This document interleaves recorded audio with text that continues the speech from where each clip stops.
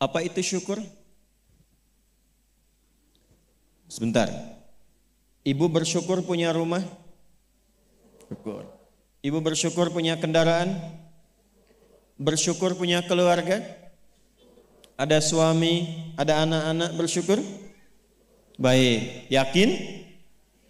Bersyukur diberikan pakaian? Yakin? Masa? Nah, sekarang apa itu syukur? Syukur itu pelan-pelan.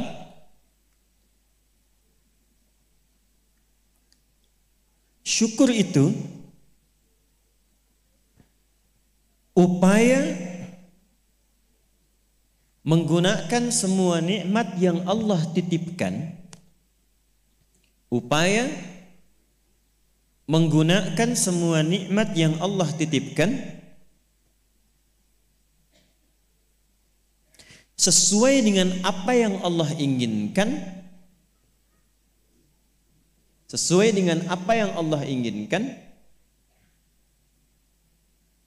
dalam rangka mendekatkan diri kepada Allah Subhanahu wa taala. Contoh, ibu sekalian, maaf, anak itu titipan dari Allah atau bukan? Yakin? Sekarang pertanyaannya, ibu tahu nggak apa yang Allah inginkan dari anak yang dititipkan itu? Jadi apa? Anak yang saleh. Saking inginnya mendapatkan anak yang saleh, bahkan setiap ibu sejak mengandung itu sudah bermohon kepada Allah. Itu ada di Quran surah ke-7 Al-A'raf di ayat 189 di ujung ayatnya. Ya, Quran surah 7 ayat 189. Falamma taghasyaha hamalat hamlan khafifa famarrat bih. Lihat ke ujung ayatnya. Falamma athqalat da'wallaha rabbahuma la in ataitana salihah lanakunanna minasyakirin. Suami istri itu kalau istrinya tengah mengandung, kemudian menjelang fase-fase kelahiran, sangat berharap dan berdoa mohon pada Allah, semoga anak yang terlahir ini menjadi anak yang soleh. Sepakat bu? Setiap ibu menginginkan anaknya menjadi anak yang soleh. Sepakat? Pertanyaannya, apakah betul kemudian setiap ibu yang sudah Allah titipkan anak dalam kehidupannya betul-betul mensyukuri nikmat titipan itu? Saya tanyakan pada ibu, anak ibu itu disekolahkan di mana? Kenal Allah atau tidak? Diajarkan sholat atau tidak? Diberikan pakaian yang menutup aurat atau tidak? Perhatikan definisi syukur tadi. Menggunakan semua nikmat, upaya menggunakan semua nikmat sesuai dengan apa yang Allah inginkan. Ibu punya anak perempuan, katanya ibu syukuri diberikan itu. Sampai ibu bikin akikah, sampai undang tetangga, sampai selamatan. Tapi setelah dia bahkan menjelang balik, ibu kasih pakaian yang membuka auratnya. Itu bukan syukur namanya. Disekolahkan di tempat yang bahkan dia tidak mengenal Allah. Dikejar sampai di sininya nih. Nggak salah. Dilesin matematika, nggak salah, bagus. Les fisika, bagus. Les kimia, bagus. Ikut bimbel, bagus. Masuk kampus top, bagus. Tapi nggak kenal Allah, di mana syukurnya? Satu, lihat pakaian yang selama ini Allah berikan kepada ibu sebagai titipan, dan itu akan dihisap. Buka lemari pakaiannya. Coba cek, ada nggak satu bagian pakaian yang belum pernah dipakai untuk ibadah? Coba lihat ketika beli tas mewah, sepatu baru, pakaian baru, sudah pernah dipakai ibadah belum? Jangan-jangan beli tas itu hanya untuk dipakai keundangan saja. Jadi ketika manusia mengundang, beli yang baru. Kenapa ketika Allah yang mengundang 5 kali dalam sehari, bahkan untuk memberikan solusi kehidupan, yang baru itu nggak pernah dipakai? Oh, kenapa pada diam? Satu, berasa ya? Satu. Jadi di titik ini, terkadang ada orang yang menuntut dari Allah kenyamanan hidup, ketenangan, kedamaian. Tapi ketika Allah memberikan apa yang diinginkan, tidak menggunakan nikmat itu yang membuat dia damai. Tidak menggunakan titipan itu yang membuat dia tenang dalam kehidupan. Karena itu saya ingin memulai dengan mengajak kita semua, ayo kita lihat lagi apa saja titipan Allah yang telah dititipkan dalam kehidupan ibu dan bapak yang ada di luar saat ini sampai dengan detik ini. Kalau ingin mendapatkan ketenangan di dunianya, ketenangan di alam kuburnya, sampai pulang ke akhirat nanti, maka pastikan berusahalah untuk menjadi golongan yang sedikit itu. Gunakan semua nikmat itu pada hal yang Allah inginkan. Jika itu sudah dilakukan, saya berikan rahasia. Ini antara kita saja. Coba ibu buka surat ketiga. Belakang kedengeran gak? Alhamdulillah. Belakang kedengeran? Tidak. Kok bisa jawab? Surah 3 ayat 35 sampai 37. Quran surah 3 ayat 35 sampai 37. Sudah? إذ قالت امرأة عمران رب إني نذرت لك ما في بطني محررا فتقبل مني إنك أنت السميع العليم. Perhatikan, ini kisah tentang Hannah. Saya hanya akan ambil kisah ibu saja dalam Quran. Hannah itu istrinya Imran alaihi wassalam. Nanti punya saudari namanya Eliasobat. Orang barat menyebutnya Elizabeth. Betul, Elizabeth itu bahasa sananya untuk Eliasobat itu saudarinya Hannah. Nanti nikahnya Elizabeth dengan Nabi Zakaria. Hannah nikahnya dengan Imran. Ketika Hannah mengandung, sepakat suami istri ini ingin mensyukuri nikmat kandungan itu dengan mengharapkan lahirnya anak yang soleh. Maka apa yang terjadi? Untuk mendapatkan soleh itu maka dibuat persiapan. Ini hukum umum, Bu. Ibu kalau misalnya ingin memasukkan anaknya ke sekolah tertentu, kan disiapkan dulu ya dari awal. Ya, sekolahnya di mana, yang dibutuhkan apa, sebelum masuk udah siap-siap. Biayanya berapa, perlengkapannya apa, disiapkan jauh sebelum masuk. Begitu kan ya? Maka Hannah dan suaminya sudah menyiapkan. Nanti kalau anak ini terlahir, disiapkan tempat khusus supaya dia betul-betul menjadi anak yang soleh. Namanya mihrab. Mihrab itu tempat yang dikhususkan untuk bisa fokus ibadah, bertakarub kepada Allah saja. Nanti harus ada yang merawat. Yang mengajar, yang merawat itu harus orang yang paling soleh dan pintar di zamannya. Yang ketiga, disupport banyak doa. Dua-duanya sudah kompak. Siapapun yang kalau anak ini lahir masih hidup, entah ayah atau ibunya, teruskan cita-cita yang sudah menjadi komitmen ini.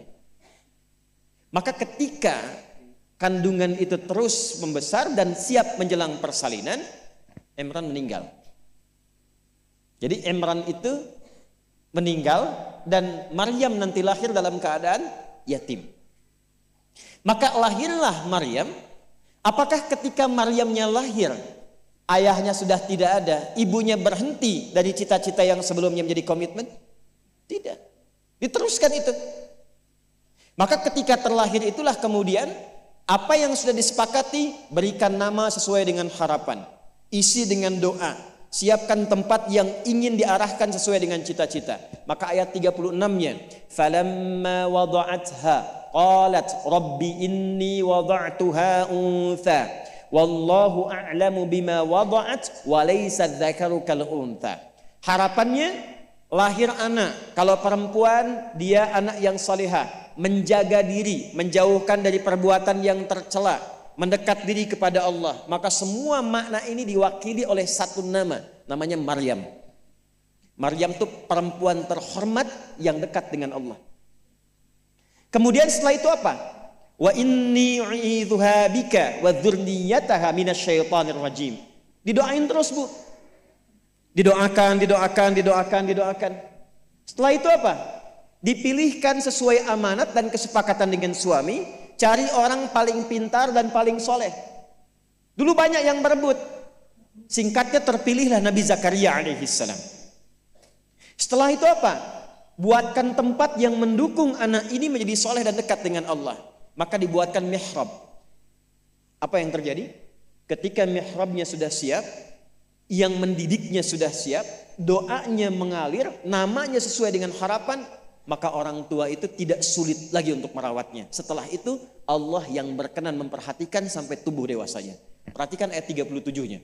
Fataqabbalaha rabbuha biqabulin hasanin wa ambataha nabatan hasana wa kaffalaha Zakaria. Satu, Zakariyanya ada.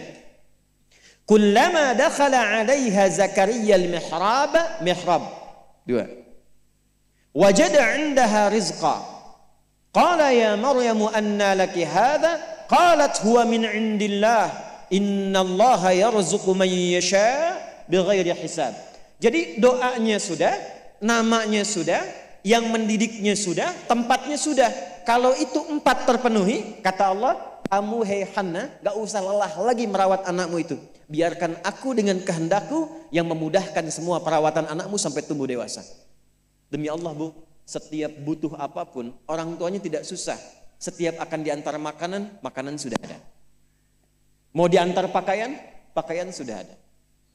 Dan semua pertumbuhannya langsung diperhatikan oleh Allah. Jadi ketika syukur itu diterapkan dalam kehidupan, maka seorang hamba akan beralih dari hamba biasa statusnya menjadi hamba yang istimewa di hadapan Allah Subhanahu wa taala. Ini yang ingin saya contohkan. Bersyukur itu bukan hanya sekedar mengungkapkan alhamdulillah atas nikmat yang diperoleh, tapi ada peluang untuk menambah nikmat-nikmat lanjutan. Ini ayat ini yang menginspirasi al-Imam Asy-Syafi'i. Imam Ahmad bin Hanbal. Tidak banyak orang tahu Imam Syafi'i itu single parent Bu ibunya. Imam Ahmad bin Hanbal itu single parent. Jadi begitu dititipkan anak laki-laki Imam Ahmad, bapaknya meninggal, ibunya yang gendong sana sini. Musim dingin, dimasakin air. Kan belum ada water heater waktu itu. Dimasakin Bu, malam-malam, diwuduin pakai air hangat. Digendong oleh ibunya ke masjid, ke halakoh-halakoh para ulama, disimpan, selesai digendong, dibawa lagi. Apa yang terjadi? Ketika semua nikmat dititipkan anak itu disyukuri sesuai dengan apa yang Allah kehendaki, jadilah Imam Ahmad. Ibu kenal Imam Al-Bukhari? Ayo bilang kenal. Ini juga sama, single parent. Bahkan lebih dahsyat lagi, Imam Al-Bukhari itu saat lahir ayahnya meninggal, usia 2 tahun matanya buta. Dan dokter mengatakan pada masa itu ini buta permanen, gak akan sembuh. Apa yang menjadikan kemudian matanya sembuh sampai jadi orang paling hebat di zamannya dan melahirkan karya besar Sahih Al-Bukhari. Wa qalilun min ibadiyasy syakur. Ibunya. Jadi betul-betul mensyukuri nikmat diberikan seorang anak, dititipkan seorang anak. Jadi nggak pernah lihat Bu. Jangan lihat kata orang ini anak si fulan, misalnya si fulana ini kurang begini, anak si fulana autis, anak si fulana begini, nggak ada. Nggak ada satu anak pun terlahir yang tidak punya keistimewaan, itu tidak ada. Tanamkan pada hati yang paling dalam. Dalam kondisi apapun Allah menitipkan anak pada ibu, itu ada keistimewaan di dalamnya yang menyempurnakan kebahagiaan dalam rumah tangga. Pernah ada seorang ibu sedih karena begitu terlahir anaknya divonis lumpuh otak, cerebral palsy, lumpuh otak. Saya katakan, hei, belum tentu itu jadi kekurangan. Boleh jadi Allah titipkan satu kelebihan di balik anak itu yang belum terbuka sekarang. Coba bacain Quran terus. Dibacakan Quran, bacain Quran, bacain Quran. Begitu anak itu mulai bisa bicara, yang keluar Quran. Begitu dicek oleh seorang ustadz, ternyata anak itu sudah hafal Quran 30 juz. 30 juz. Dan barakah anak itu yang kemudian membawa si ibu jadi keliling-keliling. Haji, umrah, ke satu tempat yang tidak pernah dikunjungi sebelumnya. Bertemu dengan orang hebat yang tidak pernah dibayangkan sebelumnya. Ternyata lewat wasilah anak itu. Disyukur itu membahagiakan. Itulah syukur. Syukur itu dampaknya banyak, Bu. Dia nggak akan tertinggal. Dunia dapat, akhirat juga diraih.